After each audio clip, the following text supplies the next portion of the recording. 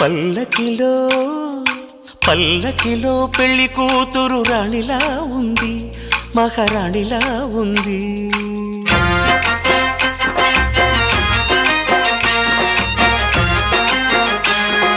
రాణిగారికి సిగ్గులు వచ్చే, రాజుగారికి చిరునవ్వొచ్చే, ఈ ఇద్దరి పెళ్లికి ఆనందం అతిథిగా వచ్చే. పల్లకిలో పెళ్లి కూతురు రాణిలా ఉంది, మహారాణిలా ఉంది.